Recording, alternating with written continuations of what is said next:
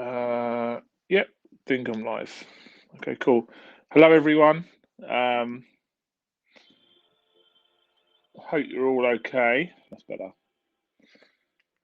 So, just sorting a few bits out here. I wanted to get Soccer Saturday on as well whilst I do this live. See how Ronaldo gets on. See if he scores or anything like that.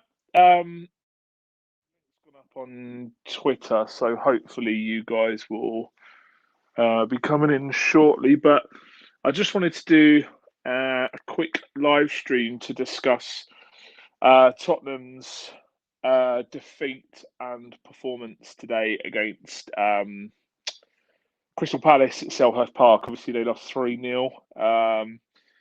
It was shocking today. Really, really bad. Obviously, Nuno had a number of first team players out injured.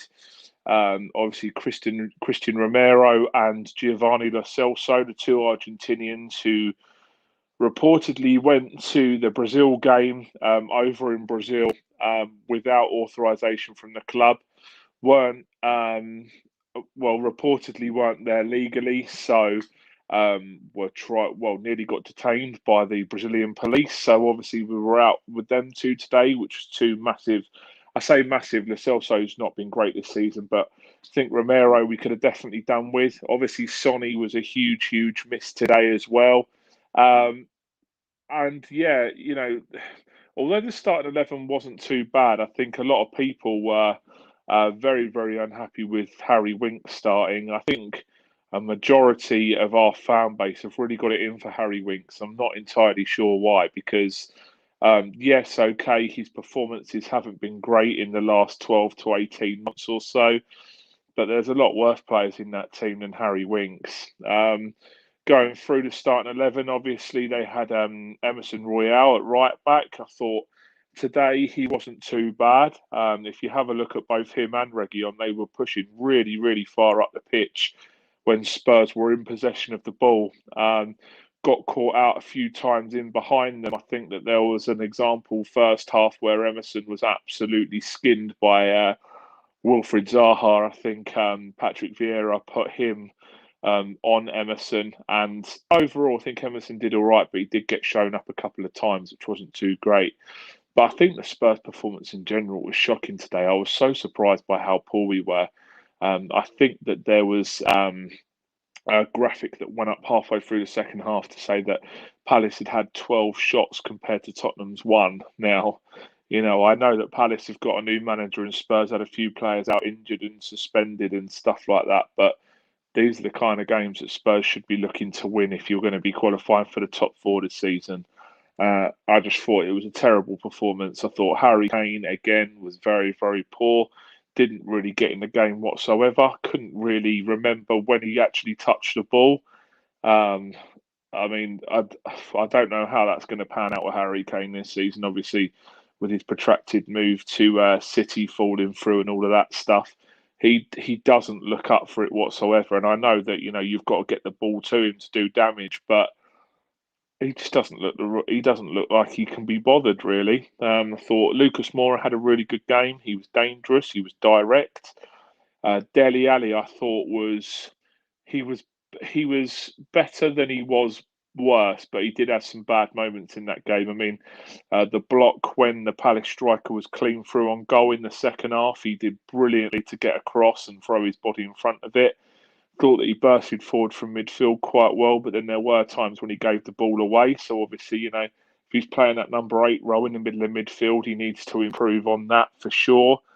Obviously, Eric Dyer went off injured. That looked like quite a bad one. Obviously, I think he clashed with Benteke. I can't remember who he clashed with, but he kind of like cleared the ball and then clashed into someone, had to get taken off and was replaced by Joe Rodon. It was just like, I don't know. I mean, I was watching the game. I went to my parents to watch the game with my dad and my brother, and it was just very, very frustrating.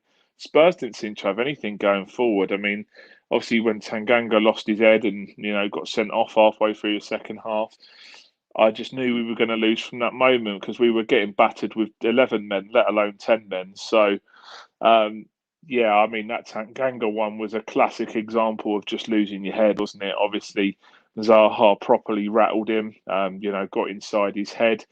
Um, Obviously the first yellow card was a clear-cut yellow card.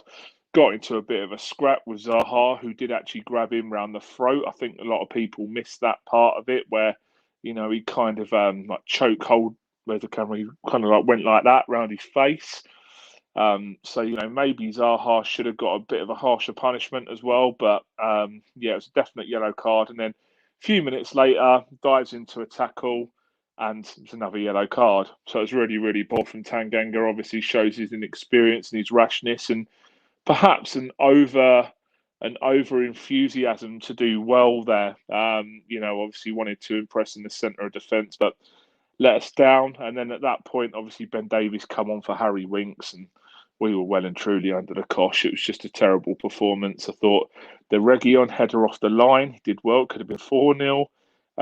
But moving on to Palace, I thought Palace actually looked quite well. As bad as Spurs were, Palace played really well. They absolutely battered us all game. Obviously, it's absolutely typical that ex-Arsenal Invincibles captain and whatever, Patrick Vieira is now their manager to get his first Premier League win. Absolutely typical, isn't it? Tony B, great result. Tottenham are getting relegated. Cheers for your valuable input there, Tony. Not too sure that Spurs are going to get relegated. By saying great result, you're either, well, you could be a number of fans. You could be either a Palace fan or an Arsenal fan. But yeah, Spurs were shocking today. Like I say, moving on, I thought Conor Gallagher was absolutely brilliant for Palace. Played really, really well in the middle of that midfield. Chelsea have got an absolute star there for, the next couple of years when Kovacic maybe moves on, or, Jorginho maybe moves on eventually. I think he can take one of their midfield berths easily. Obviously, Edouard come on for Palace, scored 2 goals in 15 minutes. I thought, to be honest, that when they signed Odsonne Edouard, that was a great signing to begin with, because he banged goals in for Celtic, regularly as well. So, I think that's a really good signing. And they just look to be really, really on the ball. Obviously, full of action. They were sharp in the tackle, broke forward with pace as well. Obviously, there are still a few players there from Roy Hodgson's reign, but I think Vieira is, he seems to be getting a tune out of them. Obviously, they'll be involved in a relegation battle, but I think they'll be all right, to be fair. So yeah, we'll have to see how Palace gets on. But with Nuno, obviously, he needs to be criticised today. I know that the squad was thin and stuff like that, but that was a really shocking performance today by Spurs. I think it was only 35% possession as well. Not good at all. Obviously, we went for the 4-3-3 again with Skip, Højbjerg and Winks in the middle. I think after the game, he was lamenting the lack of a creative midfielder when you've got a £70 million Tanguy and Ndombele on the bench. I mean, I know that they're not seeing eye to eye at the moment, but just purely for Tanguy and Ndombele's raw talent, you should maybe throw him on in a game like that where, maybe you can take on a player or two, get past someone and see how it goes. But yeah, he needs to be criticised for today, Nuno. Obviously, Chelsea and Arsenal up next, the next 2 games. I'm worried about that Chelsea game, and obviously Arsenal will always raise their game against us. But yeah, we'll just have to see how it goes. So, just a very, very poor day at the office. I think a lot of Spurs fans were very annoyed at the performance today. Obviously, with the result, you can always lose away at another London rival. That's not so much of a problem. But to lose 3-0 is very, very poor, and to get run all over. If we were having shots on target and stuff like that, it might be a bit more forgivable. But didn't even manage a shot on target. It's really, really not good. So, yes. So anyway, moving on. There's a load of Premier League games on today. Obviously, Leicester, Man City. Ronaldo's starting for Man United at home to Newcastle. He's got to be an absolute shoe-in to score there, hasn't he? Couple of other games on as well. Watford Wolves is on as well. Can't remember many of the others. Chelsea Aston Villa later on, which will be a good game. But yeah, that's about it really. I'll stay on for a couple more minutes just to see if anyone jumps on and asks some questions. Tony, with his cutting wit, logged on and asked a really good, insightful question there. So thanks for that, Tony.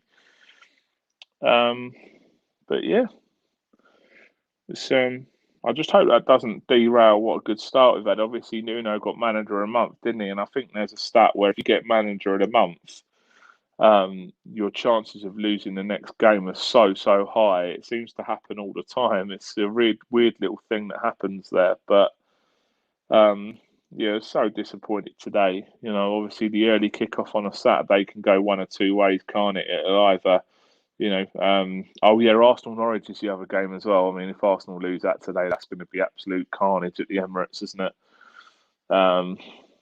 Just excuse my cat behind me. Ollie. There he is.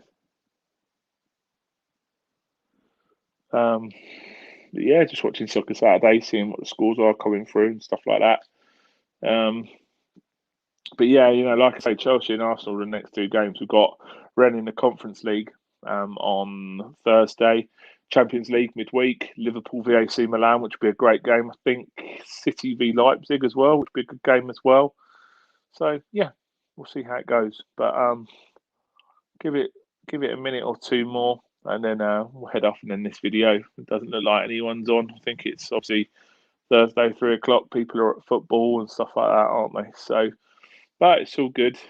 I think my last video got 20 or 30 views, which I'm really happy about. The last live stream, so yeah, really good. To be honest, I don't really do this sort of thing for views. I just look forward to, putting my opinion up on the internet. And if people want to discover my channel and find out about football, then that's all good. So, I'm not doing it to get millions and millions of followers or anything like that. So, not really that bothered about who tunes in. And I'm just very grateful for the support that I do get off of the people that do come in and ask questions. And yeah, still mad when even one person asks a question, to be honest. So, yeah, that's cool. So it doesn't look like anyone else is going to tune in. So I'll put this to bed here. But yeah, on my social media, Twitter at Jordan Pomeroy00. So follow me on there for regular updates and stuff like that. My Instagram is East Terrace Football.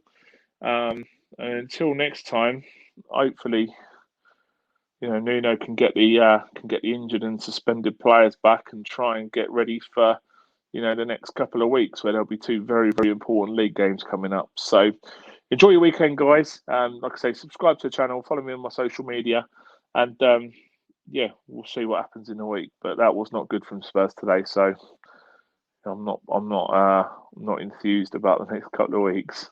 See you later. Take care. See ya. Bye.